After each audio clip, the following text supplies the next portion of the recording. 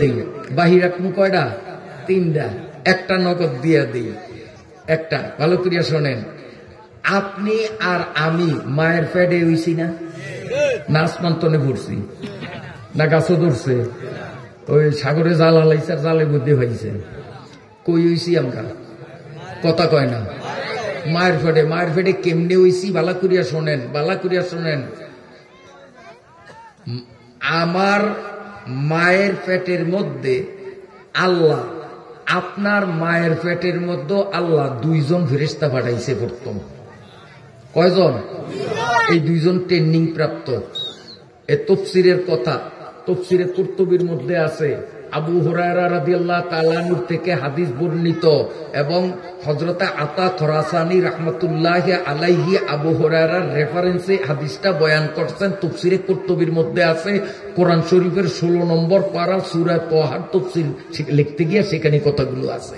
তা আমি রেফারেন্স অত বেশি দেই না।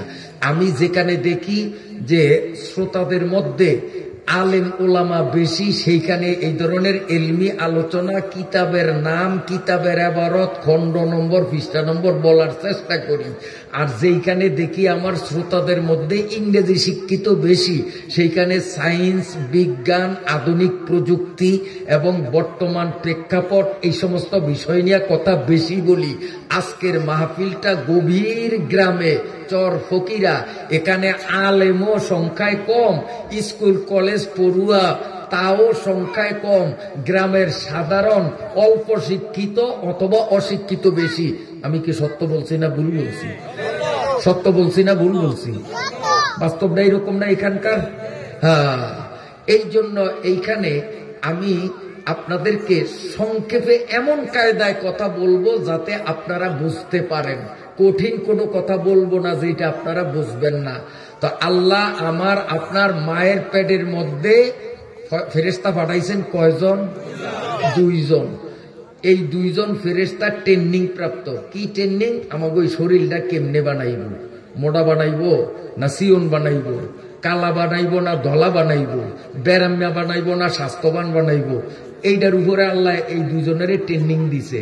ট্রেনিং দেওয়ার পরে এই 2জন মায়ের পেটের মধ্যে গেছে, যাইয়া মিম্বাইনি সুলবি ওয়াত তারাইব, কোরআনের আয়াত, বাবার পিঠের মায়ের বুকের 2 জায়গার 2 ফোঁটা নাফাক পানি এই বান্ডের মধ্যে একসাথ হইছে। এই বান্ডর মধ্যে যাইয়া এই নাফাক পানি একসাথ তারা হাতে লইছিল। আল্লাহ ট্রেনিং তো লই আইছি, মানুষের শরীর এই নাফাক পানি দিয়া বানাইতাম, এখন শরীরটা কেমন বানামু? কি আছে নবীপুরের মতো সিয়ন বানামু, না কোনো সভাপতি সাহেবের মতো মিডিয়াম বানামু, না ওই বেড়ার মতো এরকম মোড়া বোম্বা সোম্বা বানামু যে রিক্সা একলাই বহন জানা? অনেক মানুষ আছে না, এগুলো আসলে ডবল ভাড়া দেওয়ার দরকার। কিন্তু রিক্সাওয়ালারা কি বেকুব বেকুব, আমার মতো হাতলা মানুষ, দাড়ি পাল্লা ওজন দিলে 200 টাকা ওই কিনা সন্দেহ, ভাড়া আমার তো যা নেয়। আর আতির মতো একটা চললে হেয়ের তো কি আর ভাড়া তাই না, রিক্সাওয়ালা ইনসাফ করছে আমার উপরে। ও এর তো যদি 20 টিয়া ভাড়া নেয় তা আমার তো 2 টিয়া ভাড়া নেওয়ার দরকার আছে, কারণ আমি ভাবলাম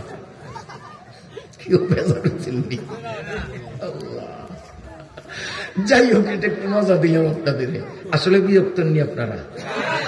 এখন ফেরেশতারা জিগায় যে আল্লাহ শরীরটা কেমন বানাইতাম? ট্রেনিং তো লই আইছি, এখন আপনি একটা ম্যাপ দিবেন না?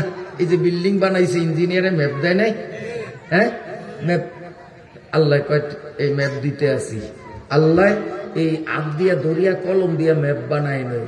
আল্লাহ কইছে এই অমুক মহিলার ফ্যাটের মধ্যে এখন একটা মানুষের শরীর বানানো হবে, এই মানুষটা কেমন হইব এটার একটা ম্যাপ লগে লগে ম্যাপ হইয়া গেছে।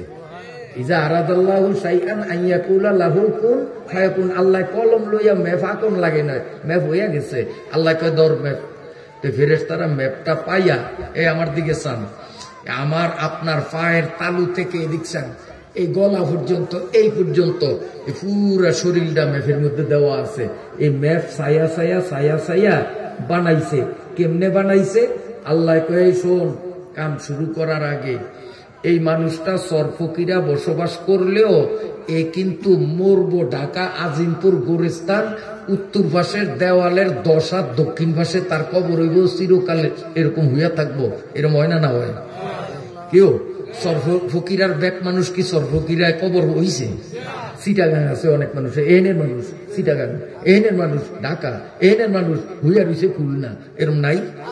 তা আল্লাহ ওই ফেরেশতা দুবারে কয়, শোন, এই বেড়ার বেডির 2 ফোঁটা নাফাক পানি দিয়া এই ম্যাপ সায়াছে যে শরীরটা বানাবি, এই বেড়ায় 40 বছর যদিও সরফকিরা থাকে, এরপরে মরলে ওর কবর ডইব ঢাকা আজিমপুর গোরস্থানের উত্তর পাশের দেওয়ালের 10 দক্ষিণ পাশে, আল্লাহ দেখাই দিব এই ডইব তার কবর, কেউ জানে না আমি ছাড়া, আমি তো করে দেখাই দিছি।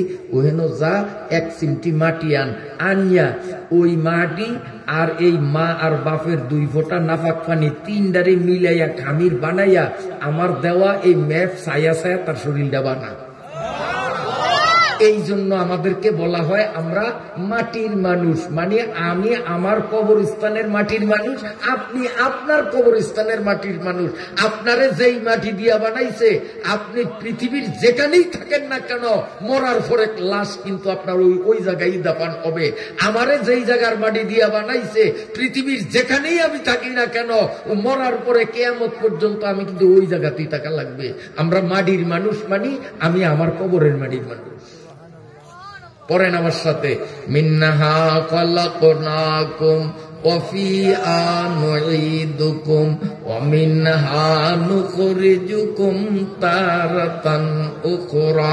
আল্লাহ বলেন, মিনহা খালাকনাকুম, ও সর্বগিরার মানুষ, তোরে সর্বগিরার মাটি দিয়া বানাই নাই, আজিমপুরের মাটি দিয়া বানাইলাম।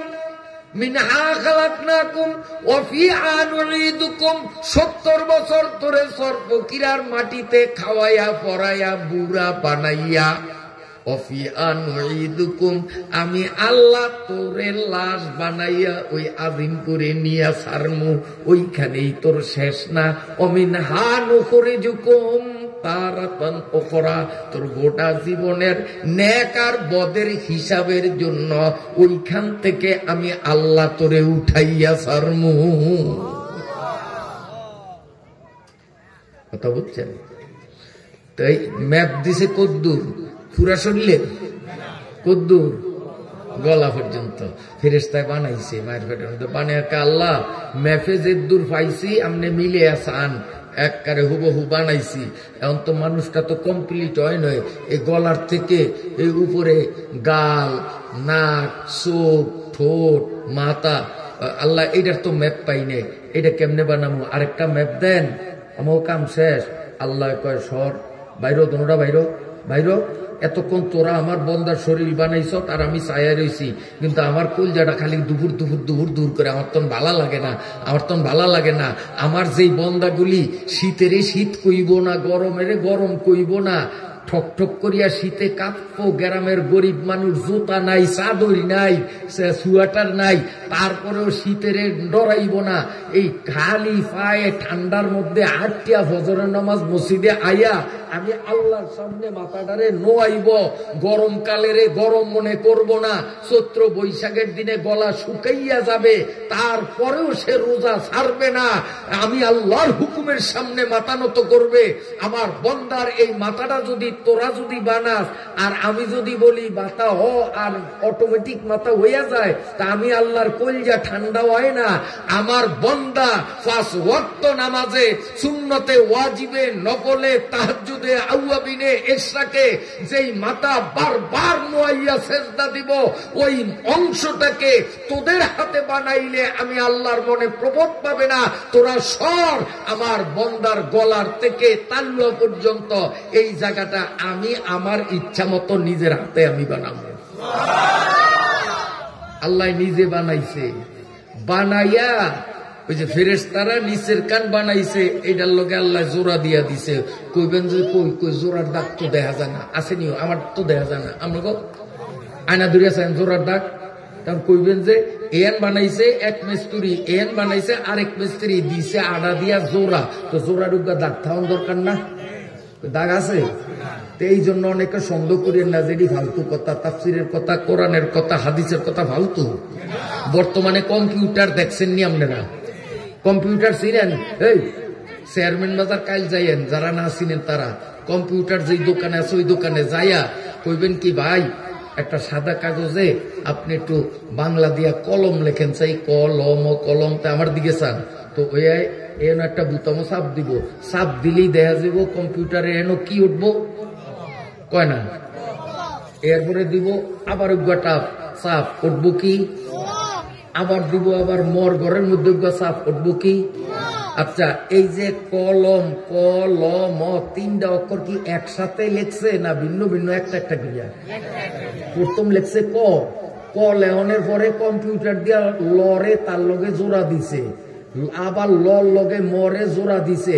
আপনি ডবল চশমা দিয়েও যদি হুকিয়ে চান জোড়া ভাইবেননি। এই যে আমার নামটা এনে লেখছে তাও কিন্তু একসাথে এক টিপি ওঠে নয়, প্রথম লেখছে রসাই, এরপরে অন্তাস্ত, এরপরে আকার, এরপরে রসিকা, এরপরে স, এরপরে ন, একটা লোকে একটা লোকে একটা জোড়া দিছে, মাঝে জোড়ার চিহ্ন আসেনি। এই যে ইয়াসিন লেখছে জোড়ার কোন চিহ্ন আছে? মানুষ যদি এইভাবে জোড়া দিতে পারে, জোড়ায় চিহ্ন দেখা যায় না। আমার আল্লাহর কুদরত কম্পিউটার যারা বানাইছে তাদের থেকে আমার আল্লাহর শক্তি কম না বেশি? কাদের কুদরত দারি হাচ্ছে খাই আকুনি, মুর্দারা জিন্দা কুনি ও জিন্দারা বেজা কুনি, উসে সুলতানি মুসাল্লাম মরুরা নিস্তে কাসরা জোরায়ে চু অচেরা। আমার আল্লাহর এত বড় শক্তি, এত বড় কুদরত, ফেরেশতার হাতের বানানো দেহের সাথে আল্লাহর নিজের কুদরতি হাতে বানানো মাথার অংশটাকে এইভাবে জোড়া দিলেন, জোড়ার দাগ পর্যন্ত পড়ে না। এ চরবরিক ফকিরার যুবক বাবারা, তোর মাথা আমার মাথা আল্লাহ ফেরেশতার হাতে বানায় নাই, কোন ফায়া কোন দিয়া বানায় নাই। চারটা জিনিস আল্লাহ নিজের হাতে বানাইছেন, তার মধ্যে একটা হলো তোর মাথা আমার মাথা আল্লাহ নিজে বানাইছেন। কেন? এই মাথা দিয়া আল্লাহর সেজদা দিমু আর আল্লাহর কলিজা ঠান্ডা হবে। এরপরেও আজান শুনিয়া যদি নামাজ না পড়ো, মালিকের পায়ে সেজদা না দাও, তোর মতো কমাকল নিমগারাম কচু গাছের সাথে গলায় দড়ি দিয়া উচিত। তুই মানুষের কাতারে না, মানুষের কাতারে না।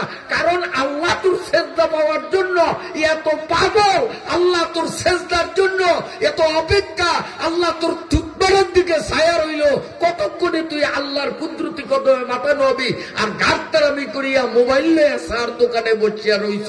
তোর মতো সভ্য, তোর মতো কুলঙ্গার, তোর মতো নাফরমান, তোর মতো নিমকারাম আল্লাহর জগতে দ্বিতীয় কেউ হয় না। আল্লাহ আল্লাহ নিজের হাতে কয়টা বানাইছে? কয়টা বানাইছে? সাইডার একটা পাইছেন, আর আছে কয়টা? শুনিয়া যাইবেন না বাপ, আজ্জার জন্য বাপ মুনাজাত দিয়া দেই। ওই তিনটাও চলবো ইনশাল্লাহ? কয় না, জোরে কর না ইনশাআল্লাহ। তাহলে আবার গোড়া তাই, ওয়াজে আসতে হয় কেন? তাবলিগে যাইতে হয় কেন? সরসিনা উজানি চরমনাই যাই কেন? উদ্দেশ্য হলো জানতে যাই। কেন জানতে যাই? মানব যে এই জন্য, ঠিক না? এই কি কর, কারণ জানলাম মানলাম না কামইব। এই আমার দিকে চানাই যুবকরা শোন, যুবকরা শোন। আমরা জানলাম যে 2 চাক্কার গাড়ি বাইসাইকেল আসেনি আপনাকে সর্বকিরা? 2 চাক্কার গাড়ি বাইসাইকেল। আমরা জানলাম যে এক ঠ্যাং মাটির আর এক ঠ্যাং সাইকেলের উপর দিয়া এই ডেঙ্গাইতে ডেঙ্গাইতে ঠেলা দিয়া এইটারে গতি বাড়াইয়া একটা ঠ্যাং একটা লাফ দিয়া উঠটা ওর সিটের উপরে বইয়া যদি ঠ্যাং দিয়া ওর পেটেলটারে বালা করিয়া ঘুরাই আর 10 হাত দূরে যদি ছায়া থাই হ্যান্ডেলটারে যদি টাইট করিয়া ধরিয়া রাখি তো এইটা বোমরার মতো দৌড়াইব। এখন তো চেয়ারম্যান বাজার যাইতার 5 মিনিটে। এই কথাটা জানছি, জানিয়া সুবহানাল্লাহ কইলাম, ওরে আল্লাহ রে, চেয়ারম্যান বাজার যাইতে লাগে আধা ঘন্টা পায় আটটা, আর এমনি সাইকেল দিয়ে গেলে বলে 5 মিনিটে যাওয়া লাগে। সুবহানাল্লাহ সুবহানাল্লাহ।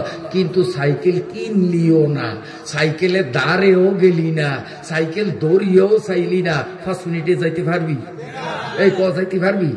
কা পারবি না? তুই কি ভুল শিখছ? নি শিখা তো ঠিক আছে, কিন্তু মানুষ নয়। শিখছ মানুষ নয়। তাহলে আগে শিখতে হবে, তারপরে মানতে হবে, তাহলে এই শিক্ষার ভ্যালু হবে। শিখলাম মানলাম না, এই শিক্ষার কোনো ভ্যালু নেই। কথা বুঝিতে পারি না? তাইলে তাবলিগে যাই, চরমনায় যাই, তাফসিরে আসি, কেন জানবো? কেন জানবো? মানবো। একমত? সবাই একমত? জোয়ানরা কি কস বাবা, তোরা মগো ভবিষ্যৎ, হ্যাঁ মানবি? মানা নিয়তে শুনবে ইনশাল্লাহ। যুবকরা একটা তকবীর দে তো দেই, নারায়ে তাকবীর। হায় হায়, এগুলো চিন্তা করছে জোরে আল্লাহু আকবার কমু, কারণ আবার সামনে ইলেকশন আইতে আছে, সামনে ইলেকশন আইতে আছে, ওই সময় আবার স্লোগান দেওয়ান লাগবো না, এই জন্য এইটারে এখন ক্ষয় করিয়া লাভ নাই, জমা রাখছে। আরে ধৈর্য ধর, এই চেয়ারটা যে এমন চেয়ার, এইটাতে একজনে বইলে এইটা তো কিন্তু সহজে নামে না, চেঁচাইয়াও নামান যায় না। মানুষ দেশের ব্যাগ মারিয়া হইলো আমার চেয়ার আমার রাখতেই হইব। এই চেয়ারটার মধ্যে যে এত মজা, তো এই বেড়ারা এখন যারা বইছে এরা এত হওয়ালে নামবো মনে করছো? ইলেকশন কব হয় খোদা জানে, 10 বছর যায়নি, চাস না, কাজে কোনো চিন্তা করিস না। স্লোগান আইতে বহুত দেরি আছে, জোরে সোরে গলার আওয়াজ ছাড়িয়া দিয়া আমার আল্লাহর আরশে আজিম পর্যন্ত আওয়াজকে পৌঁছাইয়া ভেতরের সমস্ত আওয়াজগুলোকে কণ্ঠনালীর গোড়ায় একত্রিত করে সমস্বরে আকাশ বাতাস মুখরিত করে এমন জোরে একটা আওয়াজ দেব, আমাদের আল্লাহু আকবারের ধ্বনিতে চরপকিরায় এমন একটা কম্পন সৃষ্টি হয়ে যায়, যারা এখনো বাসায় বাড়িতে আছে পঙ্গপালের মতো যেন মাহফিলের দিকে আসে। এমন জোরে আওয়াজ দেওয়ার সাহস যুবকরা আসেনি রে? পারবি? জোরে পারবি? নারায়ে তাকবীর, নারায়ে তাকবীর, আরো জোরে নারায়ে তাকবীর। আল কোরআনের আলো পুরো এই ব্রিটিশ আমলে এটা এখন খাইনি। আল কোরআনের আলো ঘরে ঘরে জ্বালে, এই স্লোগান দিয়েন না। আল কোরআনের আলো ঘরে ঘরে আছে, মুসলমানের ঘরে কোরআন আছে, অন্তত আর না থাকলো আলহামদু সূরা নাই, এরকম কোন মুসলমানের ঘর আছে? বুঝলাম আলহামদুলিল্লাহ, আলহামদু সূরাও মুখস্থ পারে না কেউ, বিসমিল্লাহির রহমানির রহিম পারে না, এরকম কোন মুসলমান আছে? তো বিসমিল্লাহ এটা কোরআন না? তো সব মুসলমানের ঘরে অল্প হোক আর বেশি হোক কোরআনের আলো আছে। নাই এক জায়গায়, সেইটা হইল সংসদ, সেটা হইল গণভবন। অতএব এখনকার স্লোগান হবে আল কোরআনের আলো সংসদে জালো, আল কোরআনের আলো গণভবনে জালো, আল কোরআনের আলো বঙ্গভবনে জালো, আল কোরআনের আলো হাইকোর্টে জালো, আল কোরআনের আলো সর্বত্র জালো। কি বলেন, ঠিক না ঠিক? ওই ফসা দুর্বল স্লোগানের দিন এখন আর নাই। বন্ধুরা আমার, বিরক্ত হয়েছেন আপনারা? আমি আপনাদের সামনে পবিত্র কোরআনুল কারীমের সবচেয়ে বড় সূরার একেবারে ছোট্ট আয়াতের একটু মাত্র অংশ তিলাওয়াত করেছিলাম। পড়ুন, আউযু বিল্লাহি মিনাশ শাইতানির রাজিম। জুবান খুলিয়া বলুন, বিসমিল্লাহির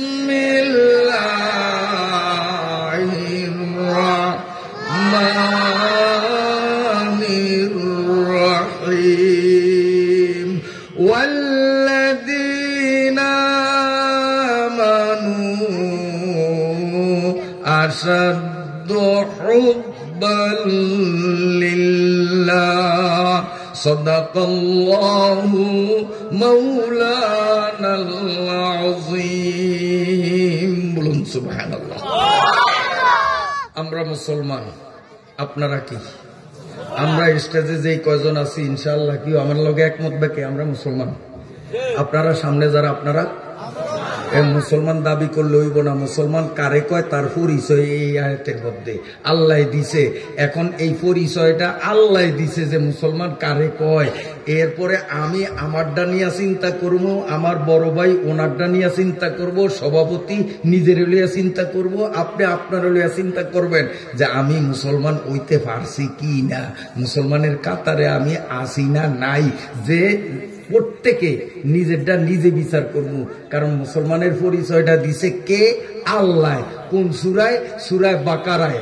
সূরা বাকারায় আল্লাহ নিজে দিছে। কি বলছেন? ওয়াল্লাযীনা আমানু, যারা বলে আমরা মুমিন মুসলিম ইমানদার। আসাদু হুব্বান লিল্লাহ, ওই মানুষগুলোর মনের মধ্যে সবচেয়ে বেশি ভালোবাসা আল্লাহর থাকা লাগবে। সব ভালোবাসার উপরে আল্লাহর ভালোবাসাকে যে প্রাধান্য দিবে, আল্লাহ বলেন কেবল আমি তারই মুমিন বা মুসলিম মনে করি। গরু খাইলো কিন্তু আমারে মহব্বত করলো না, আমারে বাদ দিয়া নেতারে আমার থেকে বেশি মহব্বত করলো, আমারে বাদ দিয়া দলের প্রাধান্য দিল, আমারে বাদ দিয়া নিজের নফসরে প্রাধান্য দিল, আমারে বাদ দিয়া সমাজের প্রাধান্য দিল, সমাজের রীতি পালন করলো, আমি আল্লাহরে বেজার করলো। আমি কিন্তু এইটারে মুসলমানের লিস্টিতে রাখবো না। মুসলমানের লিস্টিতে থাকতে হলে ওয়াল্লাযীনা আমানু আসাদ্দু হুব্বান লিল্লাহ, সব ভালোবাসার উপরে ভালোবাসতে হবে কারে? জোরে কোন? নেতা বড় না আল্লাহ বড়? দল বড় না আল্লাহ বড়? টাকা পয়সা বড় না আল্লাহ বড়? ওরে আল্লাহ কত বড়, কত বড়! শুনেন, আপনার দেশে আজান দেয়নি মসজিদ? আজান দেয়? খেয়াল করিয়েন, মুয়াজ্জিনে আজানের মধ্যে আল্লাহু আকবার প্রথম কয়বার কোন দেহি? 4 বার। বিদায়ের কালে কয়বার কয়? একবারে বিদায়ের সময় কয়বার? তো মোট কয়বার কয়? 6 বার। আল্লাহু আকবার অর্থ কি? কোন না? আল্লাহ সবচেয়ে বড়। আল্লাহ বড় না, আল্লাহ সবচেয়ে বড়। আল্লাহু আকবারের অর্থ এই কথাটা কয়বার কয়? মোট 6 বার। আশহাদু আল্লা ইলাহা, এইটা তো 6 বার কয়। আশহাদু আন্না মুহাম্মাদ, আমাকে নবীর নাম, এইটা কি 6 বার না কয়? এবারেনি, এইটা তো 6 বার কয়। হাইয়া আলাল সালাত তো 6 বার কয়। হাইয়া আলাল ফালাহ। তো ব্যক্তি আল্লাহ আকবার 6 বার, তাও 2 ভাগে, প্রথম দিয়া 4 বার, আবার বিদায়ের কালে কোনদিন হুজুরের জিজ্ঞেসেন ব্যাপার কি, এই বেটাকে মাথা খারাপ হইল নিতে একটা শব্দরে 6 বার কয় কা? আর 6 বার হয় একসাথে কয় না, 2 ফাটে কয়, ঘটনা কি জিজ্ঞেসেন কোনদিন? ভালো করিয়া শুনেন, মুয়াজ্জিন প্রথমে 4 বার আল্লাহু আকবার, আল্লাহ সবচেয়ে বড়, আল্লাহ সবচেয়ে বড়, আল্লাহ সবচেয়ে বড়, আল্লাহ সবচেয়ে বড়, কয়বার কয়? এই 4 বার বলিয়া সরফর কিরার জুয়ান বুড়া নারী পুরুষ হুজুর মুজুর জালিয়া চাষি রিক্সাওয়ালা, এক কথায় সমস্ত মুসলমান রে মুয়াজ্জিন বুঝাইতেছে, দেখ দিক হইল 4টা, দক্ষিণ উত্তর পশ্চিম পূর্ব। আমি মুয়াজ্জিনে 4 বার আল্লাহ সবচেয়ে বড়, আল্লাহ সবচেয়ে বড় বলিয়া বললাম, দক্ষিণ দিকে যত বড় আছে তার চেয়ে বড় আল্লাহ, উত্তরে যা যত বড় আছে সব বড়র বড় আল্লাহ, পশ্চিম দিকে যা যত বড় পাবি সবচেয়ে বড় আল্লাহ, তার থেকে বড় কেউ না, পূব দিকে যা তাও সবচেয়ে বড় আল্লাহ। এই 4 দিকে যত বড়, সব বড়র বড় যিনি তিনি হলেন আল্লাহ। এরপরে মাঝের শব্দগুলি বলিয়া মুয়াজ্জিন যখন আজান বন্ধ করবে, বিদায় নিবে, মুয়াজ্জিন আবার বলে, ও চরফকিরার যুবকরা কান খুলিয়া শোন, পূবে পশ্চিমে উত্তরে দক্ষিণে 4 দিকের সব বড়র বড় যেমন আল্লাহ, ওরে আরো 2টা দিক আছে, একটার নাম হইল উপর দিক, আরেকটার নাম হলো নিচের দিক। আমি বিদায় মুহূর্তে তোদের জানাইয়া গেলাম, উপরের দিকে যত বড় আছে, নিচের দিকে যত বড় আছে, এই 2 দিকের সবচেয়ে বড় যিনি তিনি হলেন, কয় না? জোরে কন। এই জন্য 6 বার কয় যে 6 দিকের মধ্যে আল্লাহর থেকে বড় আর কেউ নাই। আর অনেকের কাছে আল্লাহর থেকে মোবাইল বড়, কারো কাছে আল্লাহর থেকে এই টেলিভিশন বড়। কারণ মসজিদের পাশে এই দেওয়াল, এই পাশে 4 দোকান, এই পাশে মসজিদ, এইখানে নামাজ চলে, দেওয়ালের এই পাশে 4 দোকানে টিভি চলে, নইলে ইউটিউব আর ফেসবুকে ল্যাংডা ছবি চলে। না মিছা কথা কইয়া? হ্যাঁ, এগুলি নাই মনে হয় আমাদের কাছে। নাইলে নোয়াখালিয়ায় কইছে কা আমি না দরিয়ার নোয়াখালিয়া রে নোয়াখালিয়ায় কয় আঙ্গদশ কান ভরি গেল টিভি সিনেমা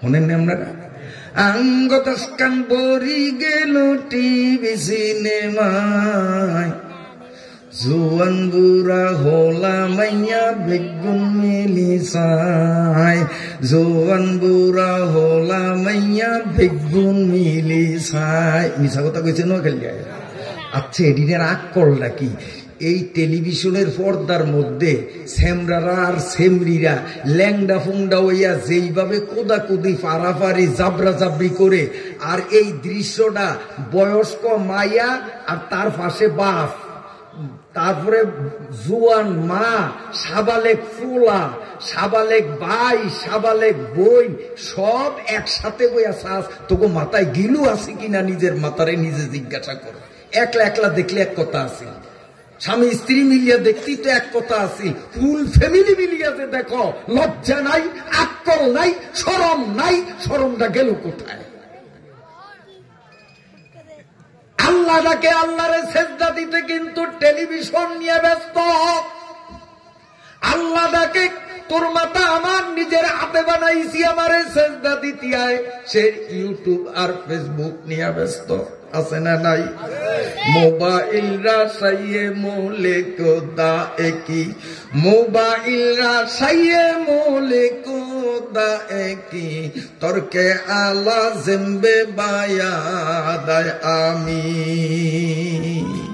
এই মোবাইল বিষাক্ত সাপের থেকেও মারাত্মক কারণ বিষাক্ত সাপে কামড় দিলে আমারে আপনারে কবরে নিব না এখন আমি ওয়াজ করি তলে তো যদি বিষাক্ত সাপ একটা কামড় বাড়ে আমার ঠিকানা কবর হইব না হইব এই রাইতের মধ্যেই কবরে যাওয়া লাগবে কিন্তু মোবাইল এমন এক হারামজাদা এইটায় যদি কারোরে কামড় দেয় ওই সুরারে জাহান্নামে নিয়া ছাড়বে এই মোবাইল সাপের থেকেও মারাত্মক মোবাইল রামার কাতেল মিসুমার মোবাইল রা মারে কাতেল মিসুমার তাতুয়ানি আজ মোবাইল কোন অজর গায়ে লাগছে অনেকের খোসা লাগতো পারে কারণ উচিত কথায় আদ দিছি এই একটা কথা আছে যে কি উচিত কথায় বউ বেজার গরম ভাতে বিলেই বেজার তো গরম ভাতে বিলেই বেজার এইব দীক্ষা শীতকালে ফান্দা ভাত খেয়া খুল্লুর খুল্লুর কাশ্মীরা যে আছেন নিয়মনেরা হ্যাঁ ওই বিলেই বেজার হইলেও আমরা ঠান্ডা ভাতও খাইম না কাশ্মীর আমরা গরম ভাতই খামু কি কন কাজে এখন এই কারো গায়ে যদি খোসা লাগে কেউ বেজার হয় এই জন্য উচিত কথা কি ছাড়িয়া যামুনি কইতাম কারণ কোন কথায় আল্লাহ কার হেদায়েত দিয়া দেয় এটা আমার আল্লাহই ভালো জানে তাল বেলে বুকে উদ্দেশ্যে কই যে তো ফাঁকে ফাঁকে কিছু তাল বেলে আছে হুজুররা মসজিদের ইমাম সাহেবরা আছে ওনাগো মনের মধ্যে একটা খুঁতখুতানি থাকতারে এটা দূর করে দেই নাইলে আমার সামনের গুরুত্বপূর্ণ ওয়াজের দিকে খেয়াল থাকবো না এই যে আমি ফার্সি যে কবিতাটি কইছি এটা নিয়ে গুতাগুতি করবো হুজুর এটা ফাইলো কই গোলস্তা বসেতা কারিমা ফামদেন আমার সব পড়ছি কই এই বয়াত তো ফাইলাম না হুজুর এডি ফাইলো কই এডি ফাইবা না এডি আল্লাহর আসমানের নিচে জমিনের উপরে আমার লেখা কিতাব সারা কোথাও পাইবা না তার কারণ এডি কোনো অন্য কবির না আমি ফার্সি ভাষা আল্লাহর রহমতে অনর্গল বলতে পারি ওয়াজ বলেন যদি যে হুজুর আজকে ফার্সিতে করতে হবে পৃথিবীর মধ্যে সবচেয়ে কঠিন ভাষার নাম হলো ফার্সি ভাষা সবচেয়ে কঠিন ভাষা আমি বাংলা ভাষা যেভাবে বলতে পারি আমি ফার্সি ভাষায় এভাবে অনর্গল বলতে পারি ফার্সি ভাষায় লেখা আমার কিতাব আছে এই কবিতাগুলি ফার্সি ভাষায় আমি নিজে বানাইছি বর্তমান জমানায় এই মোবাইল দিয়া সমাজ যুব সমাজ যুবতীরা যেইভাবে অধঃপতনের দিকে যাইতেছে শেখ সাদি রহমতুল্লাহ আলাইহি জীবিত থাকলে আল্লামা রুমি রহমতুল্লাহ আলাইহি জীবিত থাকলে ফার্সি ভাষায় এই মোবাইলকে কেন্দ্র করিয়া কবিতা লিখতেন তারা যেহেতু নাই আর আল্লাহ অদমরে কিছুটা হইলেও যোগ্যতা দিচ্ছেন এই জন্য শেখ সাদিরে আল্লামা রুমির একটু বেগার দিছি এটি আমার নিজের বানান নিয়ে বয়াত আমার লেখা কিতাব ছাড়া দুনিয়ায় কোথাও পাওয়া যাবে না এটা আমার নিজের স্বরচিত কি আসুন এবার সামনে আগাই না আপনাকেও কষ্ট হয় চলবে কথা চলবে ইনশাআল্লাহ তো তো মুসলমানের পরিচয়, মুমিনের পরিচয় আল্লাহ দিছেন কি দিয়া? আসাদ্দু হুব্বান লিল্লাহ। দিলের মধ্যে কার মোহাব্বত বেশি দিতে হবে? টেলিভিশনের মোহাব্বত, মোবাইলের মোহাব্বত, সমাজের মোহাব্বত। যে ওই ভাই বিয়ার সময় বক্স আনছে, আমাগো ভাই যদি বিয়ার সময় বক্স না নিত সমাজের মানুষে কি কইব? কাজী বক্স আমাগো ভাই তো আনতে হইব, এরকম আছে না নাই সমাজে? তাহলে এখানে সমাজের বড় বানাইছে না আল্লাহরে বড় বানাইছে? সমাজের বড় বানাইছে। অনেক জায়গায় নেতারে বড় বানায়, কারণ নেতার মিটিং, নেতায় ডাকছে মিটিং, ওই টাইমে আসরের নামাজের টাইম কোনো বিরতি দেয় না, নেতার বক্তৃতা চলতে আছে, সেখানে সে আসরের নামাজে না গিয়া সে এইভাবে নেতার মিটিং এর মধ্যে রইল। সে আল্লাহর থেকে নেতাকে বড় বানাইলো, আল্লাহকে ছোট বানাইলো। আমার আল্লাহর কোরআনের সূরা বাকারার আয়াত দ্বারা প্রমাণ দিলাম তুই মুসলমান না, তুই নিজে মুসলমান দাবি করলেও তোর আল্লাহ তোরে মুসলমান হিসাবে ঘোষণা দেয় না।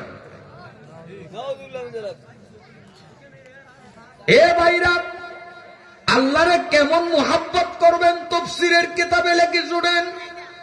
হযরত ওমর রাদিয়াল্লাহু তাআলা আনহু অর্ধ পৃথিবীর সম্রাট ডক্টর ইউনূস সাহেব, ছোট্ট বাংলাদেশের সম্রাট ডক্টর ইউনূস, আর হযরতে ওমর বাংলাদেশের মতো ছোট্ট রাষ্ট্র নয়, টোটাল দুনিয়ার অর্ধেকটার প্রধান ছিলেন হযরতে ওমর রাদিয়াল্লাহু তাআলা আনহু। ভালো করিয়া শুনেন।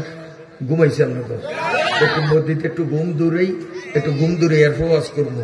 এই অনেকের অলসতা আসছে, এটা একটু কাটি। তার কারণ ফলাও কর্মা এক চারটা ভালো লাগে না, মাঝে একটু জলফুর আচার দিলে কি মজাটা মারে না? একটু জলফুর আচার দিয়ে লই, এরপর আবার তফসিরের রস দিমু ইনশাআল্লাহ। এইটা হইল বাদশাহ শাহজাহান, নাম শুনছেন নি আপনারা? এক সময় ইন্ডিয়া, পাকিস্তান, বাংলাদেশ তিনটা মিলিয়া আসিল রাষ্ট্র একটা। পরে সেনা যুদ্ধ টুদ্ধ হইয়া ভাগযোগ হইয়া এখন তিন ভাগ হইছে। আগে সবটা মিলিয়া দেশ আছিল একটা, বাংলাদেশ, পাকিস্তান, ইন্ডিয়া। একটা মিলিয়া কয় দেশ আছিল? এই দেশ চালাইছে বাদশাহ শাহজাহান, নাম শুনছেন নি আপনারা? এই বাদশাহ শাহজাহানের মন্ত্রীদের মধ্যে ধর্মমন্ত্রী যিনি ছিলেন তার নাম ছিল মোল্লা জিউন, হুজুর মানুষ, আলেম মানুষ। যেমন বর্তমানে আফামক খালেদ আমাদের বর্তমান ধর্ম মন্ত্রণালয়ের দায়িত্ব পালন করে, আলেম হুজুর মানুষ। তো এইরকম ভাবে বাদশাহ শাহজাহানের আমলে ধর্মমন্ত্রী ছিলেন কি নাম? মোল্লা জিউন। বলেন না কি নাম? খুব বড় আলেম। তো মোল্লা জিউন তখন একটা কিতাব লেখে, কিতাবের নাম হইল নুরুল আনোয়ার। আমি পড়াইছি বহু বছর, খুব কঠিন কিতাব। এই নুরুল আনোয়ার ক্লাসে যে পড়াইতাম, রাত্রে 2টা 2:30টা পর্যন্ত ঘুম মারিয়া এইটার বিভিন্ন ব্যাখ্যা গ্রন্থ চাইয়া এই সারা রাত, কারণ ক্লাসে গেলেই তো বলেন এর বুঝামো কেমনি, কিতাব খুব কঠিন। এই রাত ঘুম মারিয়া এইটারে সোজা করিয়া তারপরে ক্লাসে যাইতাম। সব শিক্ষকরা এটা পড়াইতে পারে না, আলেমরা জানে। নুরুল আনোয়ার খুব কঠিন কিতাব, আমি বহু বছর পড়াইছি।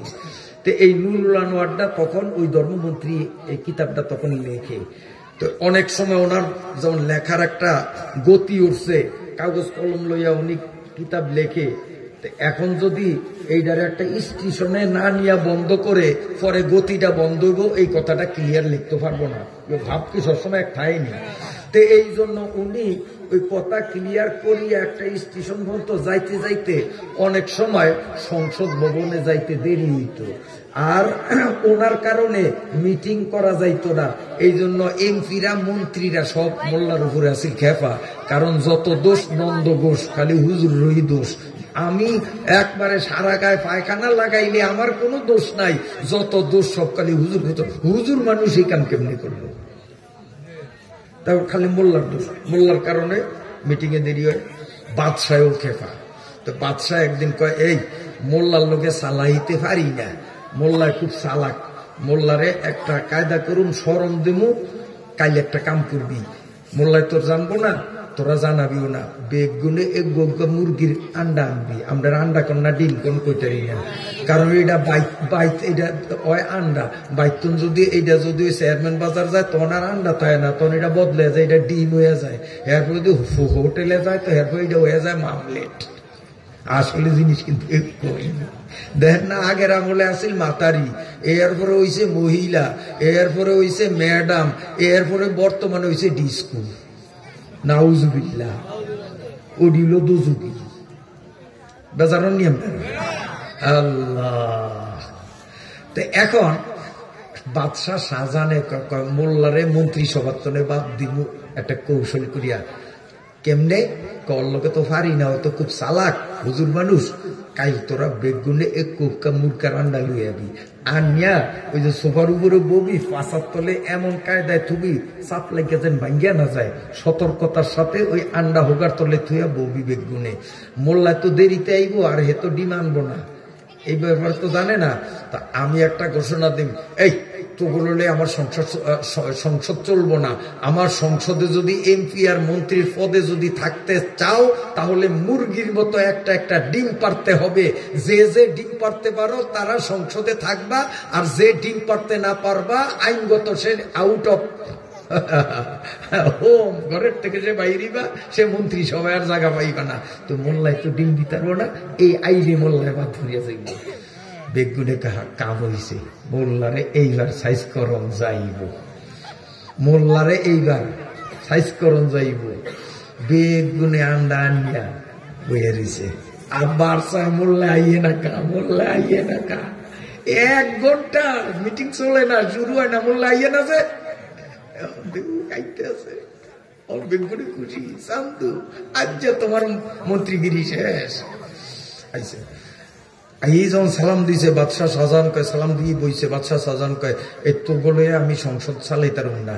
হ্যাঁ, তো বলে সংসদ চালাইতারম না, আমার সংসদে যদি থাকতে হয় আমার নির্দেশ মানতে হবে। মুরগির মতো একটা একটা ডিম যে পারতে পারবা, আমার ডিম দিতে পারবা, সে সংসদে থাকতে পারবা।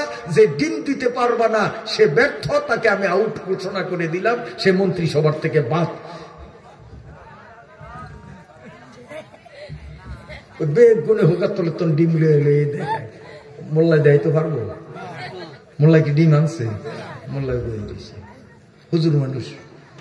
বাদশাহ শাহজাহানে কয়, কেউ বললা ডিম কই? আউট, বাইর, ডিম দিতে পারে না, বাইর। বাইর হমু না নাওমু এই রইব পরে, আগে শোনেন। এই প্রত্যেকেই যার যার বাসা বাড়িতে মুরগি ফালে, কয়টা? 4টা 5টা মুরগি। তো 4টা 5টা মুরগি ফাললে একটা রাওয়া লাগে নি না লাগে? আপনারা কোন? আর এইখানে এতটি মুরগি, এই যে আপনার সামনে এই মাত্র ডিম পারছে, এতটি মুরগি, এইখানে যদি অন্তত একটা রাওয়াও যদি না থাকে তাহলে মুরগি ডিমের কোনো বেই থাকে? আমি রাওয়া, আমি ডিম দিমুকা। হুজুররা বলে কিছু পারে না। হুজুরা পারবো কেমনে? ভোট তো হুজুর করে দেন না, মেম্বরের দ্বারাইলে দেন না, চেয়ারম্যানের দ্বারাইলে দেন না, এমপির দ্বারাইলে দেন না, দিয়া দেখেন না, পারে না, না পারে। মোল্লা যেমন ফারিয়া দেখাইছে, রাওয়া হইয়া ব্যক্তিকে মুরগি বানাই ছাড়ছে। আম করে দেন জায়গা তো পারি না, না পারি খেলা দেয় আমরা। আল্লাহ, বন্ধুরা আমার, আমি বলতেছিলাম, খুব খেয়ালে শুনেন। হযরত ওমর রাদিয়াল্লাহু তাআলা আনহু যখন অর্ধজাহানের সম্রাট, প্রজাদের হাল হাকিকত জানার জন্য দিনে রাতে মাঝে মধ্যে তিনি সিভিল ড্রেসে, সাধারণ পোশাকে তিনি হাটে বাজারে রাস্তায় চলাফেরা করতেন। উনি যে ওমর, মানুষ যেন না চিনে, কেউ যেন টের না পায়, এইভাবে ঘুরতেন আর প্রজাদের খোঁজ খবর নিতেন। আর আমাদের দেশের এত বড় রাজা না, এমপি না, মন্ত্রী না, কোনো মতে ইউনিয়নের চেয়ারম্যান যদি হয়, বোর্ডের আগে আলহামদুলিল্লাহ আমরা এত বড় ফির পানা দুইয়াও যদি শুই, ওই প্রার্থী আমাদের পায়ের ধুলির বরকত নিতে নিতে পাও পরিষ্কার হয়নি, আমরা বড় হিসাব। কিন্তু যদি ইলেকশনে পাস করে বেলা 10টায় যদি চেয়ারম্যানের বাড়িতে যাই, ঘরের থেকে আওয়াজ দেয় 11:30টার আগে ঘুম থেকে ওঠে না। নির্বাচনের আগে কইছে অমুক মেয়ার চরিত্র ফুলের মতো পবিত্র, আর চোরায় 11টার আগে ঘুমিতে ওঠে না, তো এটা ফজর ফুটছে কতক্ষণে। এই জন্য আমরা কই অমুক মেয়ার চরিত্র, নামাজ নাই তার এক উক্ত, ঠিক আছে নি? ফুলের মতো পবিত্র না। অমুক মিয়ার চরিত্র, তার জবাবের স্লোগান হবে কি? নামাজও নাই, একত্ব। আমার ভাইরা বাবাজিরা, ওমর রাদিয়াল্লাহু তাআলা আনহু অর্ধজাহানের সম্রাট, প্রজাদের খোঁজ খবর নেওয়ার জন্য দেশের মানুষ শান্তিতে আছে না অশান্তিতে আছে, মানবাধিকার দেশে অব্যাহত আছে না নাই, জুলুম নির্যাতন দলীয়করণ চলে কি চলে না, এইটা নিজে সরজমিনে দেখার জন্য সিভিল ড্রেসে মাঝে মধ্যে চলতেন। কিতাবের মধ্যে একদিনের ঘটনা লেখে, দিন দ্বিপ্রহর বেলা খা খা রোদের তাপ, হযরতে উমর সদ্য বেশে রাস্তায় হাঁটতেছেন, রাস্তায় কোনো লোকজন দেখা যায় না। তিনি দেখলেন ওই যে একটা পাহাড়ের কাছে 3 রাস্তার মোড়, এই 3 রাস্তার মোড়ে একটা মানুষের মতো দেখা যায়। হযরতে ওমর হাঁটি পা পা করে খা খা রোদের গরম উপেক্ষা করে সামনের দিকে এগুতে এগুতে তিনি দেখলেন 18 বৎসর বয়সী একটা মেয়ে শালীন পোশাকে দাঁড়ানো। হযরতে ওমর জিজ্ঞাসা করলো, মাগো, এই খা খা রোদের মধ্যে জনশূন্য মরুভূমির রাস্তায় 3 মাথায় একাই কিনি তুমি দাঁড়িয়ে আছো কেন? এই রোদের মধ্যে কোনো মানুষ থাকার কোনো কথা না, মা তুমি কিসের জন্য দাঁড়িয়ে রইলে, কি সমস্যা? মেয়েটি বলে, পথিক। কারে কয় পথিক? আর আমগো যদি মেম্বারের সার না কয় তাইলে তো ওনার প্যালপিটেশন গরম হয়ে যায়। ওমরের কয় পথিক। এ পথিক, এই রোদের মধ্যে আমি খামাখা দাঁড়াই নাই, আমার একটা বিশেষ উদ্দেশ্য আছে। আমি জানি দুনিয়ার রাজা বাদশাহ আর ওমর এক না, ওমর ভিন্ন রাজা। কারণ অন্য রাজারা মানুষের তৈরি সংবিধান দিয়া দেশ চালায়, আর ওমরে আল্লাহর তৈরি সংবিধান কোরআন দিয়া দেশ চালায়। অতএব ওমর বড় ইনসাফগার বাদশাহ। এই ওমর প্রজাদের খোঁজখবর নেওয়ার জন্য নাকি সদ্য বেশে রাস্তায় হেঁটে হেঁটে প্রজাদের খবর নেয়। এই ওমরের সাথে একটু সাক্ষাৎ করার জন্য আমার কিছু দাবি দাওয়া ওমরের কাছে পেশ করব, এই জন্য আমি এই 3 রাস্তার মোড়ে ওমরের অপেক্ষা করি। হযরতে ওমর বলেন, কতক্ষণ পর্যন্ত অপেক্ষা কর? কয়ে, পথিক বেটা শোন, আজকে 3 দিন আমি এখানে দাঁড়ানো। ভাগ্য আমার মন্দ, কপাল মন্দ, একটা না 3 দিন আমি খাওয়া নাই, দাওয়া নাই, ঘুম নাই, নিদ্রা নাই।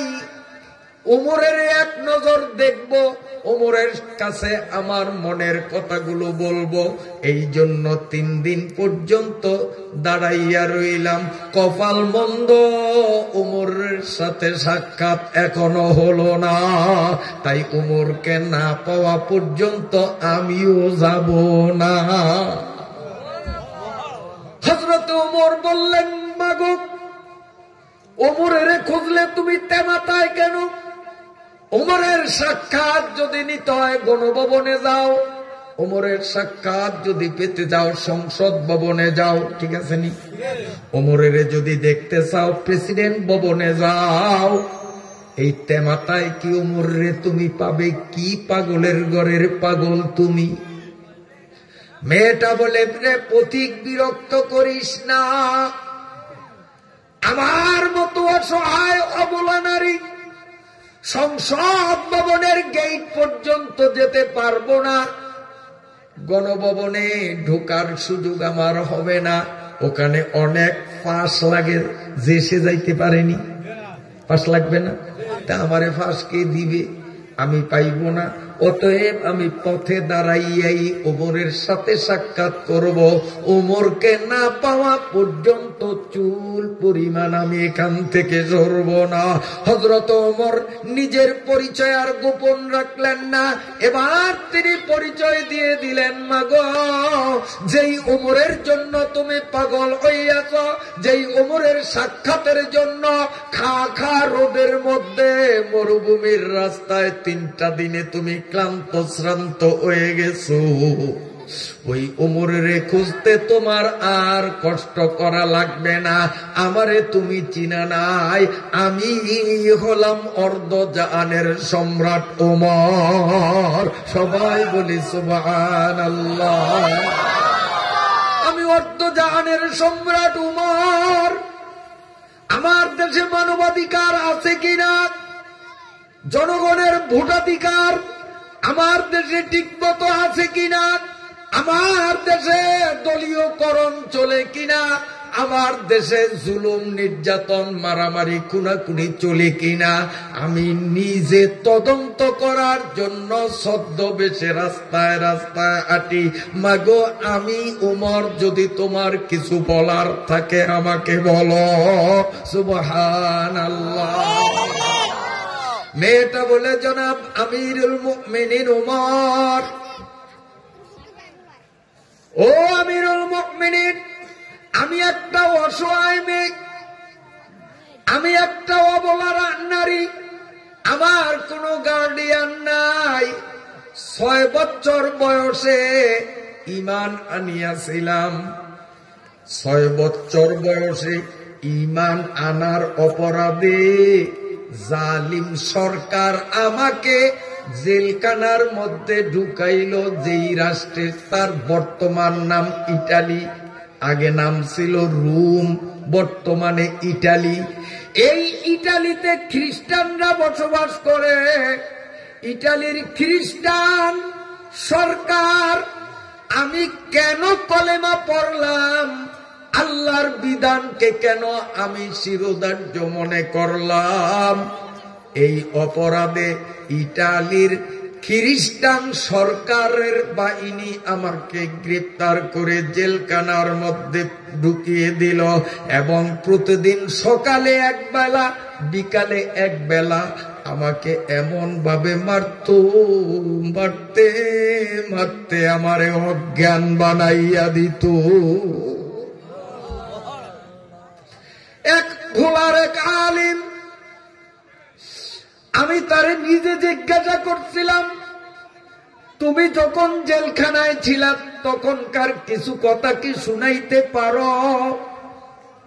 ওই যুবক আলেম 2 চোখের পানি চাইরা দাড়িগুলি ভিজাইয়া কান্দে আর বলে, হুজুর, জীবনে কোনো অন্যায় করি নাই, অপরাধ করি নাই, সন্ত্রাসী করি নাই, কোরআনের পক্ষে কেন কথা বলি, রসুলের পক্ষে কেন কথা বলি, এই অপরাধে জালিম সরকারের পুলিশ বাহিনী আমারে গ্রেফতার করিয়া লোহার শিকল দিয়া হাত 2টারে বাঁধিয়া আমাকে মাটির থেকে 1 হাত উপরে ঝুলাইয়া রাখত। আমার টোটাল শরীরটা এইভাবে ঝুলন্ত থাকত। যদি বলতাম পেশাব করব, ছাড়ত, পেশাব করেছি আবার ঝুলাইত, পায়খানা করব ছাড়ত, বাথরুম থেকে বাইর হইতাম ঝুলাইত, নামাজ পড়ব খুব তাড়াতাড়ি ছোট্ট সূরা দিয়া পড়ো, নামাজের সালাম ফিরাইতাম আবার ঝুলাইয়া রাখত। হু হু করে কাঁদে আর বলে, হুজুর আমার হাতের নখগুলোর দিকে তাকান, হুজুর আমার পায়ের নখগুলোর দিকে তাকান, একটা অরিজিনাল নখ আমার হাতে নাই, পায়ে না, প্লাস দিয়া দড়িয়া টানিয়া টানিয়া আমার হাত পায়ের নখগুলো ফালাইয়া দিছে। অপরাধ কেন আমি কোরআনের পক্ষে কথা বলি? এটা বিদেশের কথা না, আমাদের বাংলাদেশের কথা গেল কয়দিন আগের কাহিনী। ওই মেয়েটা বলে, উমর আমি লা ইলাহা ইল্লাল্লাহর পক্ষে কথা বলি। 6 বছরের শিশু 6 বছর বয়সে ঈমান আনার অপরাধে ইটালির সরকার বাহিনী আমারে গ্রেফতার করিয়া সকালে 1 দফা বিকালে 1 দফা মারতে মারতে অজ্ঞান বানাইয়া দিত। আর আমারে বলতো, যদি তুই ইসলাম ছাড়িয়া দাও, আল্লাহ মানি না বলো, তাহলে তোমাকে জেলখানার থেকে মুক্তি দিব, নইলে তোমার শাস্তি কিন্তু আরো কঠিন। মেয়েটা তখন বলে, উমর আমি জালিম পুলিশদেরকে বললাম, এ জালিম পুলিশের দল,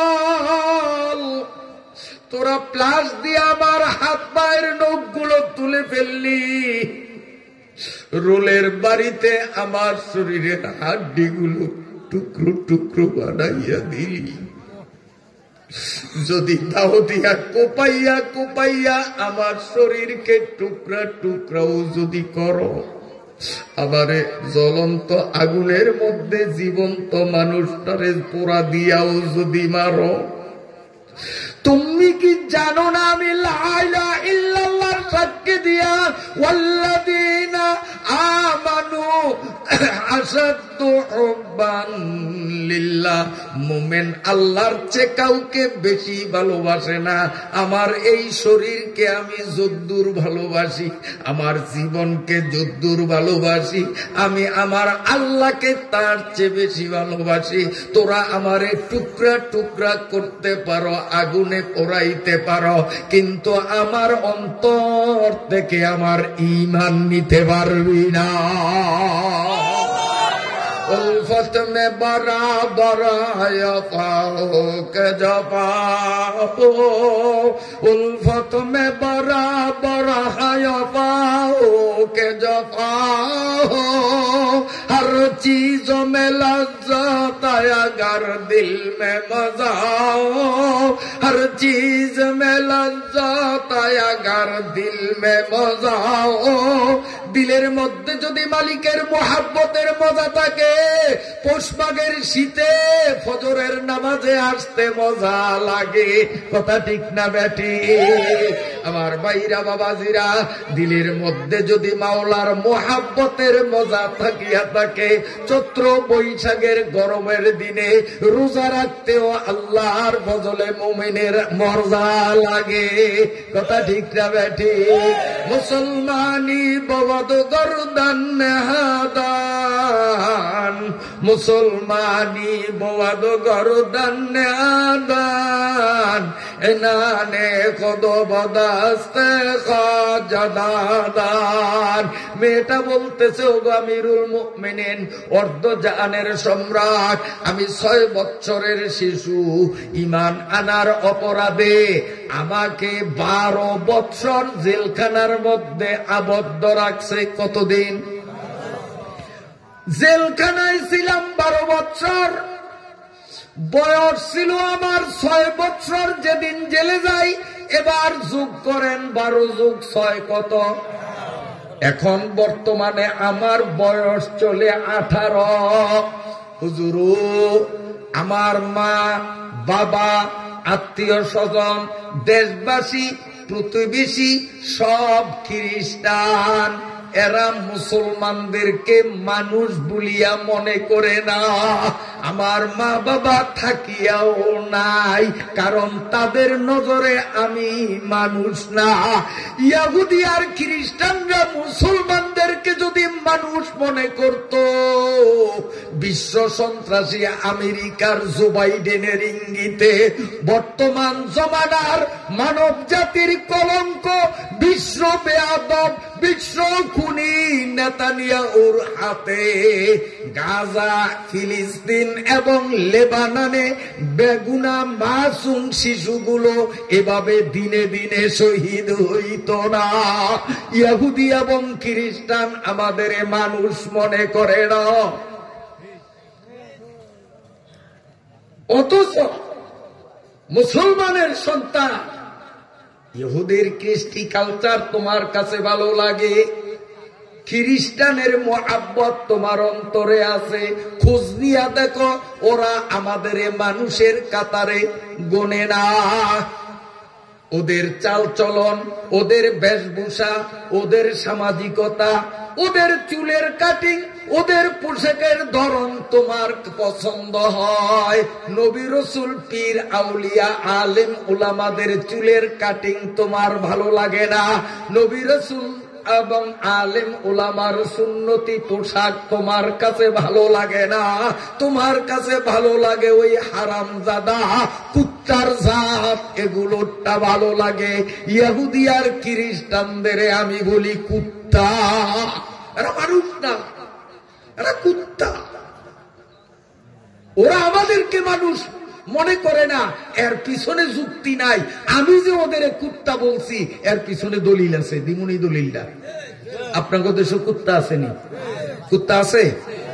আছে। এখন আসেন, কুত্তার ছাওরে যদি জিগান লেদা চাও লেদা চাও, এই তোর মাকে ওই পরিচয় দিতে পারবো না, মার পরিচয়। কুত্তাকে যদি মার পরিচয় দিত, মা চিনে না, মা তুই আরেকটার দুধ খাইব। তো কুত্তার ছায় তার মা চিনে না, না চিনে? 50টা কুত্তা যদি কুত্তি মাগি কুত্তি খারে থায়, এই ছাওটার মা হইল বেড়ামিয়া, দুধ চুইলেও তেমন বাইর হয় না। কিন্তু পাশে যদি এরকম মোটা তাজা একটা কুত্তি যে চুইলেই একটা ফ্যাট ভরিয়া যাইব, এই ছাও কি মোটাটার দুধ খাইতে যাইব? কোনটার যাইব? মার তলে মা চিনে না, চিনে? আগে না বুঝিয়া বুঝছেন চিনে না। কুত্তায় তার মায়ের চিনে না, না চিনে? কুত্তায় মায়ের পরিচয় জানে না, না জানে? ওই রাস্তার উপরে যদি 10টা থাকে যদি কুত্তা, তো কোনটা ওর মা? এত দৌড়িয়ে যায় মা ঠিক করতে পারবো না, না পারবো? মার পরিচয় দিতে পারবো। এই কুত্তার সাউডারে যদি জিগান তোর বাপকে পরিচয় দিতে পারবো? হাসা কথা কম, পারবো না। কা পারবো না?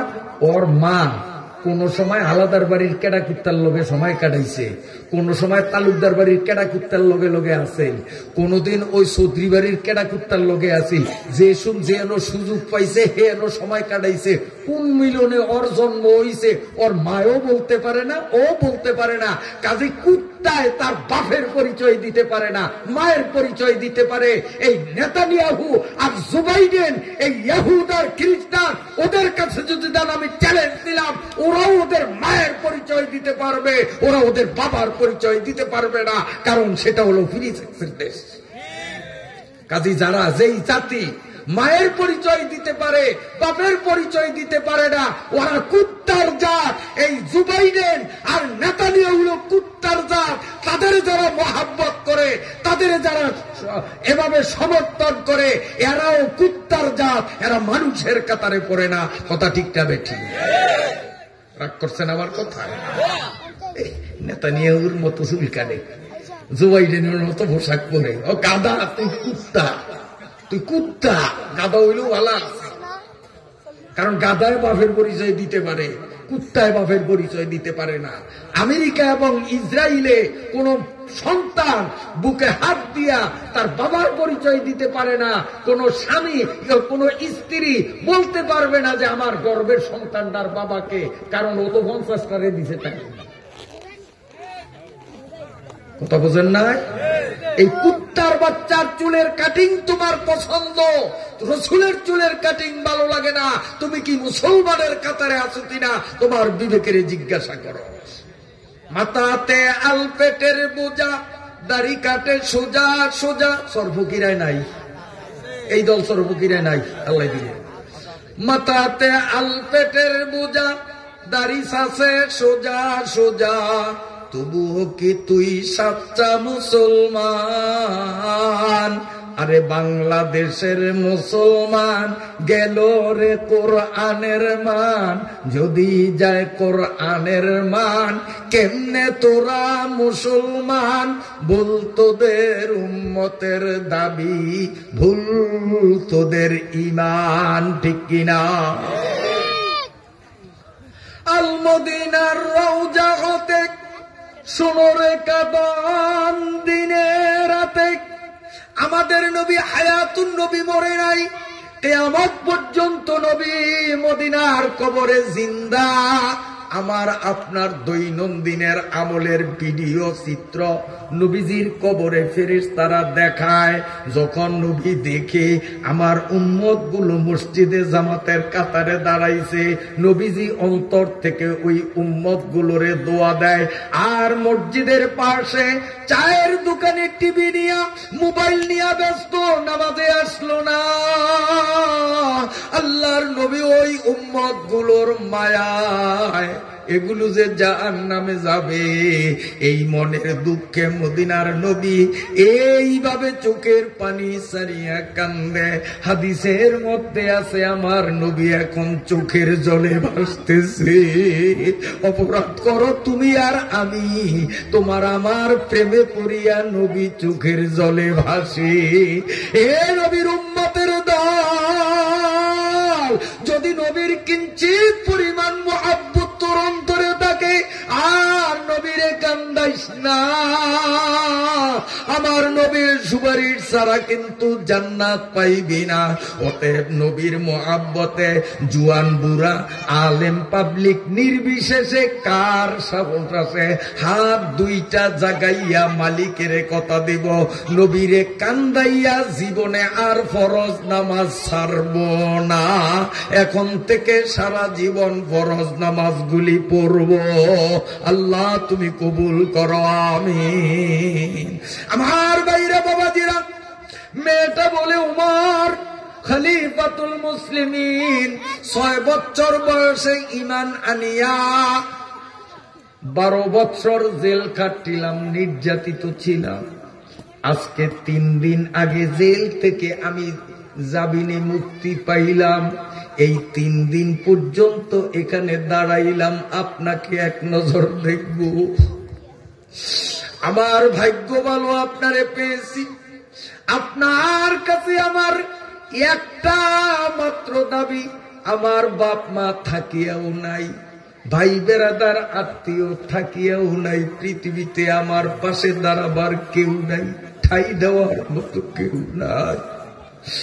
দয়া করিয়া আমাকে ইজ্জত সহকারে থাকার মতো একটু সুবিধা দিবেন কিনা।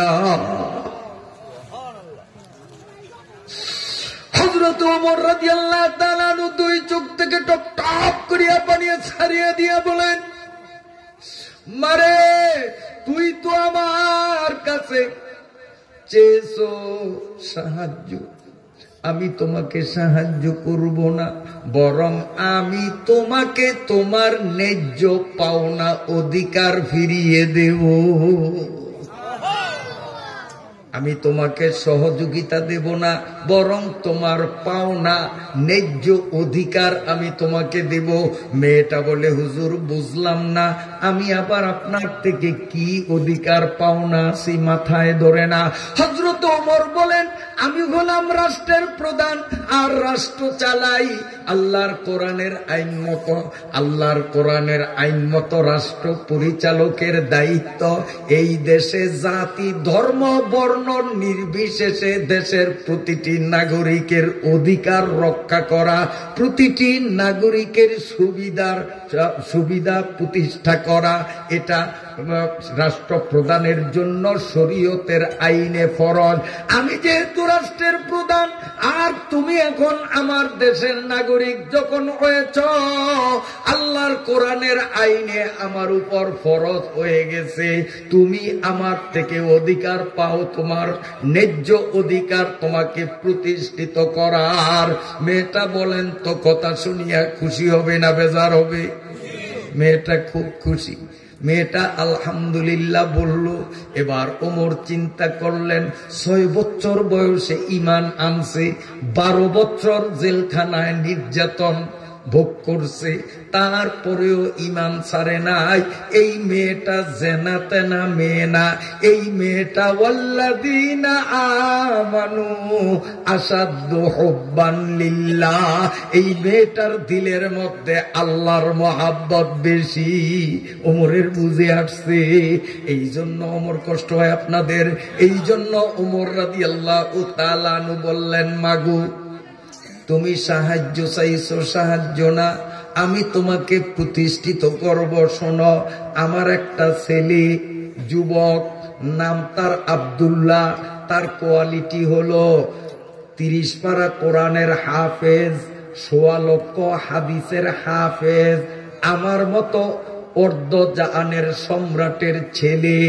এই যুবকের কাছে যদি তুমি রাজি হও, আমি আমার ছেলের সাথে বিবাহ পড়াইয়া তোমাকে রাজ পরিবারের অন্তর্ভুক্ত করতে চাই, আমার পুতের বউ তোমারে বানাইতে চাই। এই প্রস্তাবটা দেওয়ার সাথে সাথে মেয়েটা বলছে, ইয়া আমিরুল মুমিনিন, আপনার প্রস্তাবটা মানতে পারি, তবে আমার এক প্রশ্ন আছে। কি প্রশ্ন? আপনি বলেছেন মানসম্মত উপযুক্ত ভালো মানের একটা ছেলের কাছে বিয়ে দিয়ে আমাকে প্রতিষ্ঠিত করবেন। কাহা, সেই জন্যই তো আব্দুল্লাহর ব্যাপারে প্রস্তাব দিলাম, আমার পোলা আব্দুল্লাহ। কত আমার প্রশ্ন, আমি জানি আলী আর ফাতেমার একটা ছেলে আছে, নাম তার হোসাইন। বলেন কি নাম? হোসাইন, সুরা হোসাইন। এখন আপনার ছেলের থেকে আপনার ছেলে বড় না হোসাইন বড়? কোয়ালিটির দিক থেকে আপনি যদি বলেন যে হোসাইনের থেকে আমার পোলা ভালা, তা আমি বিয়াতে রাজি। আর যদি বলেন যে না, আমার পোলার সাথে আলীর পোলা হোসাইনের কোনো তুলনাই হয় না, তাইলে কিন্তু আমি বিয়েতে রাজি না। এই দুগার মধ্যে কে উত্তম আপনি বলেন? ফেস লাগছে নি? ফেস লাগছে নি?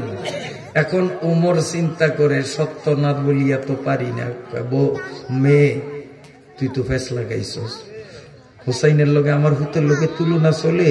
কারণ হোসাইনে জান্নাতের টিকিট পাই গেছে। শুধু টিকিট পাইছে তাই না, জান্নাতের যুবকদের নেতা হবে, নেতা, লিডার, প্রধানমন্ত্রী। সার্টিফিকেট নবীর হাতে পাইছে, নবীর কলিজার টুকরা। এই হোসাইনে যখন নবীর পিঠে উঠত, নবী নামাজের সেজদায় যাইতো, আর হোসাইনে ছোট্ট মানুষ নবীজির ফিডে উঠিয়া তো এরপরে নবীজির কান ধরিয়া কইতো ঘোড়া চল, ঘোড়া চল। আর ফলাফাইনেরে বলাইতো, আমি ঘোড়া চালাই, ছায়া, আমি ঘোড়া চালাই, নানারে ঘোড়া বানাই। এখন নবী তো সুবহান রাব্বিয়াল আলা, সুবহান রাব্বিয়াল আলা 3 বার, 5 বার, 7 বার, 10 বার শেষ হয়ে যায়, কিন্তু নাতি তো নামে না। এখন নাতিরে হালাইতেও পারে না। এখন নবী তো ভরছে বেকায়দায়, এখন নিয়ত করছে আর উপরে আছে যার মধ্যে কতক্ষণ থাউন একটা লাড়া দিয়া নাতিরে ফিটের তন হালাইয়া দিয়া উডি, এইরকম একটা খেয়াল নবীর অন্তরে আসছে। সাথে সাথে আল্লাহ রব্বুল আলামিন জিব্রাইলের পাঠাইয়া নবীর কানে কানে খবর দিছে, ও নবী, আমি আল্লাহ হোসাইনেরে এত ভালো জানি যে হোসাইনে তোমারে গোড়া বানাইলে আমি আল্লাহর কাছে দেখতে ভালো লাগে। হোসাইনে নিজে নিজে ফিডের তন না নামন পর্যন্ত তুমি সেজদার তন মাথা উঠাইতে পারবা না। বলেন হোসাইন কই আর আব্দুল্লাহ কই? চিনো তুমি হোসাইন কেমন? ফেরেশতারা কিচ্ছু খায় না। লম্বা ঘটনা, আমি সেদিক যাব না, কিন্তু একটা ঘটনা আছে। হোসাইনের খাতিরে আল্লাহর এক ফেরেশতা একদিন খাজুর খাইছে। কোন ফেরেশতায় খাইছে খাজুর, কেন খাইছে সেই ঘটনা বলবো না। আল্লাহর অসংখ্য ফেরেশতার মধ্যে কোন ফেরেশতা জীবনে কিচ্ছু খায় নয়, আগামীতেও ভবিষ্যতে খাবে না। একদিন একজন বড় মাপের ফেরেশতা, নাম কইয়েই দিলাম জিব্রাইল, এই জিব্রাইল মেয়ায় একদিন কৌগা খাজুর খাইছে হোসাইনের মন রক্ষা করার জন্য। কেন, কি ফেস পড়ছে যে হুসাইনের মন রক্ষা করতে গিয়া খাজুর খাওয়া লাগছে? যারা না খায়, এই না খাওয়া নিয়ে পার্টি ফেরেশতার, সেইটার ওয়াজ ভিন্ন, সেদিকে আর গেলাম না। এই হুসাইন হইল সেই হুসাইন, তুমি তো পেস লাগাইয়া দিলা। আমার পোলা আব্দুল্লাহর সাথে হোসাইনের কোনো তুলনাই হয় না।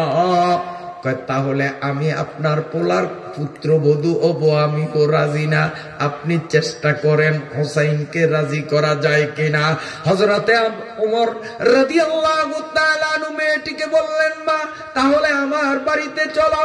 ওমর রাদিয়াল্লাহু তাআলা আনহু এই মেয়েটাকে নিজের বাড়িতে নিলেন, বললেন মা তুমি বাড়িতে থাকো, আমি আলীর বাড়িতে যাই, তোমার পক্ষ থেকে বিয়ার ওকালতি করি। আমার জীবনে কোনোদিন কারো বিয়ার ওকালতি করি নাই, জীবনের ফার্স্ট আজকে তোমার বিয়ার ওকালতি কইরা কোনো মতে বিয়াটা ঘটানো যায় কিনা একটু দেখি।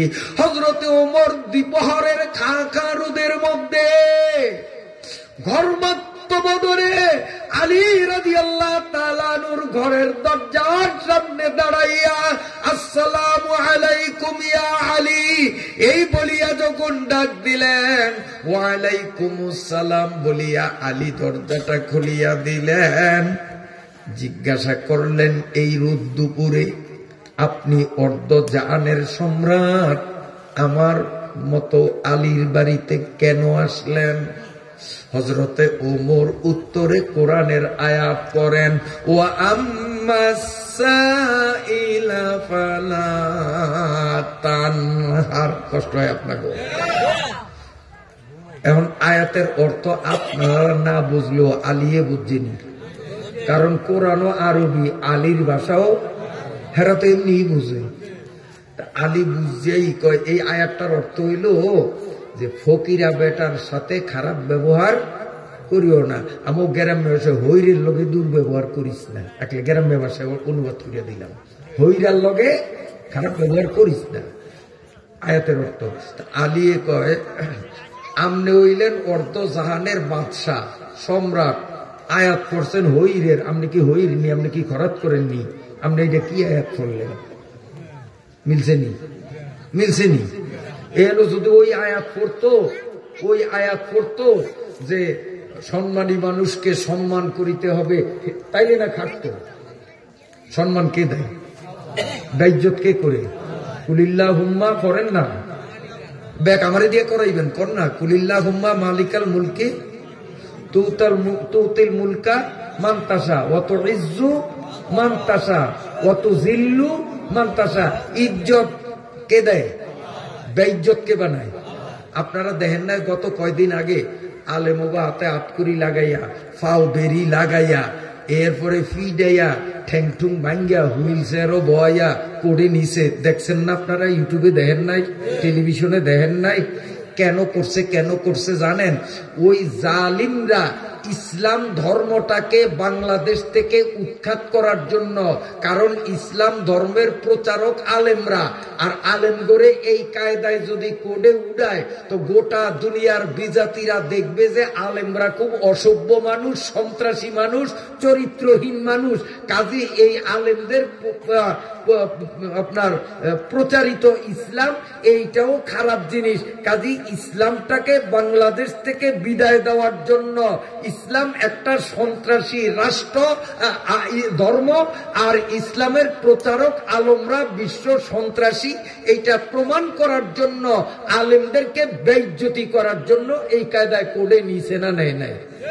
কিন্তু আমি দেখছি ভিডিওতে, যা দেখছি আমি দেখছি এরকম হাত করি লাগাইয়া, পাও করি লাগাইয়া যখন কোডে নেয়, হাজার হাজার মানুষ রাস্তার দুই পাশে দাঁড়াইয়া চেষ্টা করে একটুনি হুজুরের গাও ছুঁইয়া মোসাফা করা যায়, একটুনি হুজুরের হাতে একটা চকলেট দিয়া একটা হাদিয়া দিতাম পারি, একটা পাউরুটি হুজুরের হাতে দিতে পারি। মানুষগুলি, পাবলিকগুলি, জনতা ওই আলেমদেরকে এইভাবে ইজ্জত করার জন্য রাস্তার দুই ধারে এইভাবে সারিবদ্ধ দাঁড়িয়েছিলেন। কথা সত্য বলছি না বানিয়ে বলছি? তো সরকার চাইছে বেইজ্জত করতো, কিন্তু আল্লাহ দিছে ইজ্জত।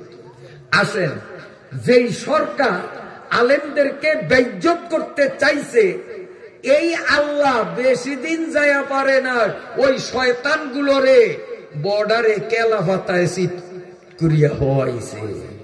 কেলাফাতায় শোয় নাই, বিসি ভাড়ায় নাই, হ্যাঁ বিসি ভাড়ায় নাই, তা ইজ্জত কে দেয়?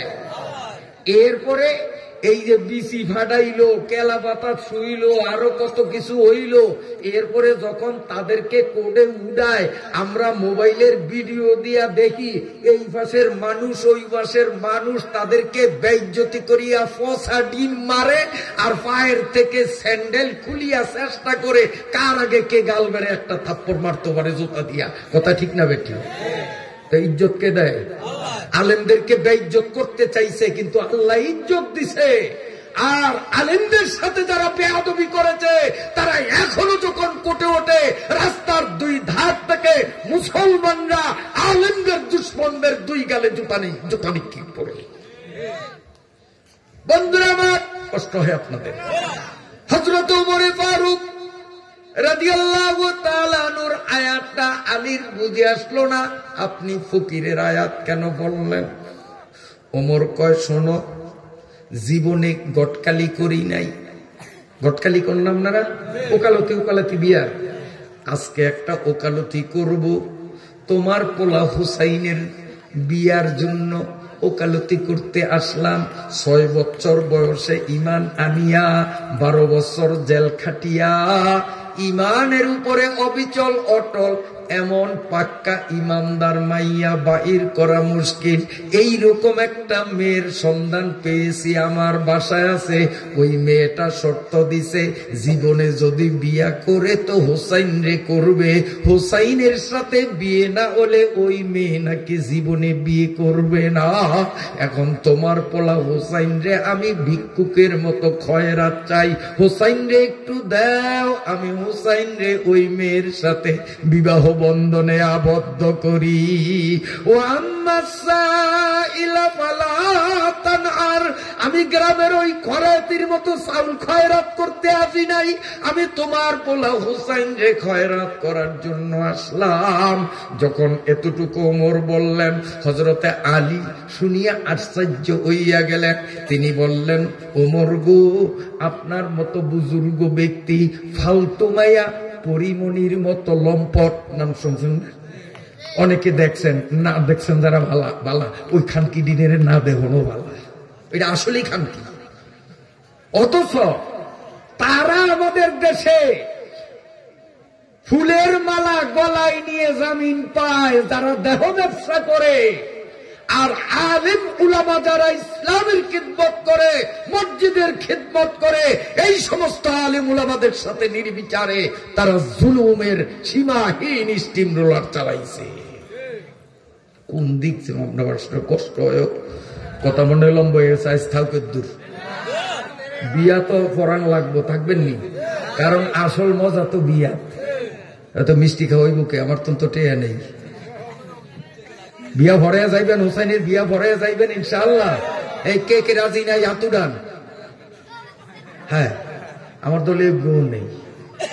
কি বিয়া পর্যন্ত থাকবেন? ডাইলের মজা বলে তলে। এই যে ঘটনা বলতেছি, এটার মজা হইল বিয়া যখন হইব তখন ইনশাআল্লাহ। আর 3টা জানি রইয়া গেছে, কি মনে আসেনি? ইন্ডিয়া বিয়া আইতে আছে, ওদিক দিয়ে 3টা রইয়া গেছে, মনে রেখেন। মনে আছে? তাহলে চলবে চলবে চলবে চলবে, মাশাআল্লাহ। চলো এবার আলী কয়, আপনি তো পরিমণির মতো এইরকম দুষ্ট মাইয়া গো প্রস্তাব লইয়া আইবেন না। আপনি যখন প্রস্তাব লইয়া আসছেন, নিশ্চয়ই মায়াটা কোয়ালিটি ভালো, মায়াটা ভালো। আমার কোনো আপত্তি নাই, আমি রাজি আছি। যেমনি হোক এই বিয়া আইসকাইলের মধ্যে সারতে হইব। এখন আলী আর ওমর দুইজন একমত হইছে নি? ওমরের মনে যে কি আনন্দ, একবারে আলীরে জড়াইয়া ধরিয়া আসে আর কয়, জীবনে আমি বিয়ার ওকালতি করি না, আইজি প্রথম। আল্লাহর মেহেরবানি, আমার ভাগ্য ভালো, আমি সাকসেস, বিয়া হইব। কারণ দুইজন একমত হইছে। কথা গেলি ওই ঘরের মধ্যে তো হোসাইনে হুনে, হোসাইনে হুনিয়া হোসাইনে আইছে। আইকা আসসালামু আলাইকুম। ওয়ালাইকুম আসসালাম। কই যে শুনলাম বিয়া সম্বন্ধে কথা কন, বিয়া কি বাবারে করাইবেন না আমিরুল মুমিনিন উমর আমনে করবেন? মেজাজটা কেমন লাগে? বেজারটা কেমন লাগছে? আয়া ডেগা বলাই কয় আপনারা যেইভাবে কোলাকুলি করেন আশা আশি করেন বিয়া কি আমিরুল মুমিনিন আপনি নিজে করবেন না আমার আব্বারে করাইবেন? দুজনের মুখ গেছে ছোট, দুজন গেছে বেচারা। তারপরে ওমর রাদিয়াল্লাহু তাআলা আনহু ওরে বুঝায়, আলিয়ে বুঝায় এই রুমাইয়া হয় না, রাজিও রাজিও। তখন কয় এ আপনারা রাজি হোক আমারে প্রেশার দিতেছেন, চাপ দিতেছেন, আপনারা মনে করছেন আমি ছোট্ট দিকে আপনারা কইলি আমি বেক মানমু? আমি মানমু না কাকা, আমি তোর মুরব্বী না? বাপে কয় আমি তোর মুরব্বী না? ওমরকে আমি অর্ধ জাহানের সম্রাট, আমি তোর মুরব্বী না? মানবি না কা? আপনারা আমার মুরব্বী, অতএব আমি আপনাদেরকে সম্মান করব। এই যুবকরা মুরব্বী করে সম্মান করবি নি? যদি সম্মান করো যেই দামে কিনা সেই দামে বেচা, যেদিন আবার তোরা মুরব্বী হইবি সেই দিনের যুবকরা আবার তো করে সম্মান করব। এখন যদি মুরব্বী করে অসম্মান করস তো বাচ্চা থাকলে দেখবি সেদিন আমার কথা মনে করবি, দেখবি এসব পোলাইনে লাগতেই তো করে সেই দামের কিনা সেই দামে বেচা। মুরব্বী লোকে বেয়াদবি করিস না। তো কয় আপনারা দুজন আমার মুরব্বী, আমি মানি সম্মান করি, কিন্তু আপনাদেরকে আমি মানব না, সম্মান করব মানব না। আমি মুরব্বী হিসাবে মানব আমার নানারে, কারণ আমার নানার থেকে বড় মুরব্বী আল্লাহ বানায় নয়। নানার নাম কি? নানার নাম কি? মুহাম্মদুর রাসূলুল্লাহ। তো ওমর রাদিয়াল্লাহু তাআলা আনহু কয় কি পাগলের মতো কথা কষ্ট, নানাই কি দুনিয়াতে আসেনি? নবী তখন নাই, নবী তো তখন কবরে। কই তুই যে নানারে মানবি না, তো নানা আছে এখন মুরব্বী আছি, আমরা আমরে না মানবি? হয়তো শোনেন, গত কয়দিন আগে আমি একটা স্বপ্ন দেখছি। কে কয়? এ কয় হোসাইনি। আমি একটা স্বপ্ন দেখছি। কি দেখছ স্বপ্ন?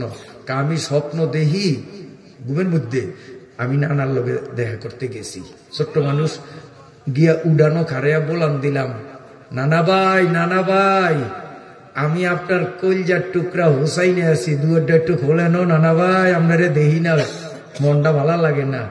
তো নানাই ভিতরে তো আমারে কয়, নানা ভাই একটু দেরি কর, দরজা এত হলে খুলুম না, কারণ আমি একটু জান্নাতের মধ্যে আনন্দ করতেছি, আমার জান্নাতের আনন্দ উপভোগে ডিস্টার্ব করিস না, এখন দরজা খুলতাম পারুম না।